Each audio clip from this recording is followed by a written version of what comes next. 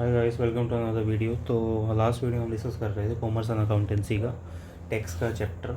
और जनरली इसमें हम कॉमर्स एंड अकाउंटेंसी के फुल लेक्चर्स कवर करने वाले हैं जो आपके रिलेटेड हैं बेसिकली चीज़ों से। और अब बात करेंगे हम कि कॉमर्स एंड अकाउंटेंसी में आपकी नेक्स्ट चैप्टर्स क्या होते हैं और आप बेसिकली क्या क्या इसमें चीज़ें कवर करते हो। जैसे आपका जनरल टैक्स रेट क्या होता है इस चीज़ में, आपका इंडिविजुअल HUF AOP PPOI के हिसाब से होगी चीज़ें। जैसे अप टू 2.5 लाख हो गया आपका बेसिक एम्पशन लिमिट आती है उस केस में। 2.5 से आपके 5 लाख तक होती है, 5% लिमिट आती है। और जो आपका 5 से 10 आता है ना आपका, वो 20% की लिमिट आती है। जो 10 से ऊपर है आपकी, वो 30% की लिमिट आती है इस चीज़ में। ठीक है। और जो आपकी रेजिडेंट सीनियर सिटीजन्स है, जैसे अप टू 3 लाख आपका नील है, 3 से 5 तक आपका 5% है, 5 से लेके 10 तक आ गया आपका 20%, और 10 से ऊपर आ गया आपका 30%। ये चीज़ देखी जाती है। और जो रेजिडेंट इंडिविजुअल है और जो आपकी 80 साल से ऊपर की एज है, उस केस में आपका देखा जाता है प्रीवियस ईयर और first year of the assessment year. ये चीज़ यहाँ देखी जाती है। जैसे आपका 5 लाख हो गया तो ये क्या है, बेसिक एजम्पशन लिमिट आपकी। 5 से 10 लाख क्या हो गया, 20% है। और अबव 10 लाख क्या होगा, 30% है। तो ये चीज़ यहाँ देखी जाती है। अब जैसे रिबेट क्या होती है रेजिडेंट इंडिविजुअल्स को, अगर टोटल इनकम आपकी एक्सीड नहीं करती 5 लाख तक, तो बेसिकली आपकी रिबेट यहाँ दी जाती है। और जो रिबेट है आपकी, वो अवेलेबल नहीं होती कैपिटल गेन से। जो रिबेट आपकी एप्लीकेबल होती है SSC पे, जो फॉलो करता है सेक्शन 115 AB से। मतलब इसमें क्या है, आपकी न्यू टैक्स रिजाइन में आप नहीं आ रहे हो, ओल्ड टैक्स में जा रहे हो। वो चीज़ सॉरी, ये न्यू टैक्स रिजाइन में आ जाता है आपका 115 BAC सेक्शन। तो ये क्या आपकी न्यू टैक्स रिजाइन में, यहाँ पे आप चीज़ें देखते हो। और जो रिबेट है आपकी कैलकुलेट की जाती है सेस को ऐड करने से पहले। जो फार्म्स और लोकल अथॉरिटी है, उन पे सीधा सीधा क्या लगता है आपका, 30% का टैक्स लगता है। उन पे कोई प्रोविज़न नहीं है। अब कंपनी क्या है, डोमेस्टिक कंपनी, इंडियन कंपनी है, तो रजिस्टर्ड ऑफिस इंडिया में और under the Indian companies act वो चीज़ है। कंपनी जो बेसिकली आपकी अरेंजमेंट बनाती है पे करने के लिए dividend from the income tax in India, वो चीज़ यहाँ देखी जाती है। जैसे फॉरेन कंपनी है, दूसरी डोमेस्टिक कंपनीज़ हैं, तो उसमें क्या है 40% का आपका टैक्स लगता है यहाँ पे चीज़ों करने के लिए। जो कॉर्पोरेट सोसाइटी है वो कैसे है, कॉर्पोरेट सोसाइटी में क्या है, स्लैब रेट होता है आपका। जैसे 10,000 तक के आपका 10% का स्लैब रेट है, 10 से 20,000 के बीच में आपका 20% है, और अबव 20,000 के आपका 30% का स्लैब रेट है। तो स्लैब रेट के हिसाब से यह चीज़ें की जाती है। सरचार्ज भी ऐसे होता है कि टैक्स के ऊपर आप टैक्स लगा रहे हो। जैसे individual HUF POI artificial judicial person, ये चीज़ देखी जाती है।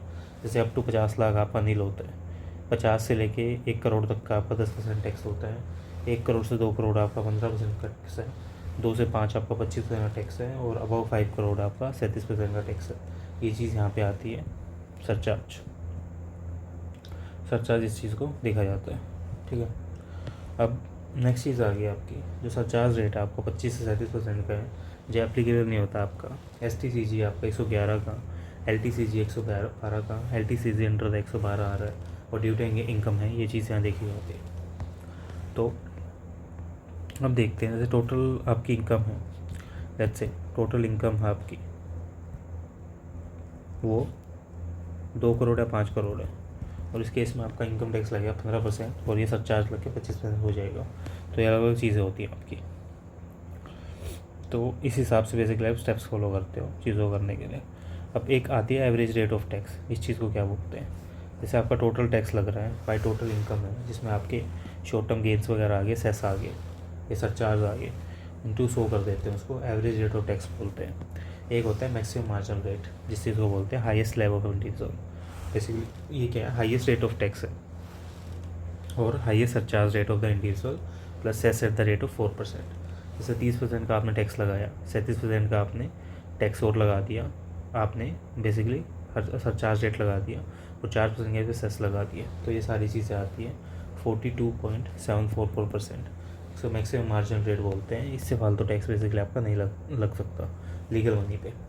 और स्पेशल और कंसेशन टैक्स रूल क्या बोलते हैं, स्पेशल टैक्स का रूल देखो कंपलसरी होता है इस चीज़ में। जैसे आप सेक्शन 111 बोल रहे हो, तो ये 15% का रूल लेके आता है आपके लिए।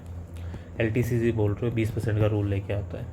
15 BBF क्या है, रॉयल्टीज़ आपकी, और income from the carbon credits है, ये आपकी PGBP में आती है।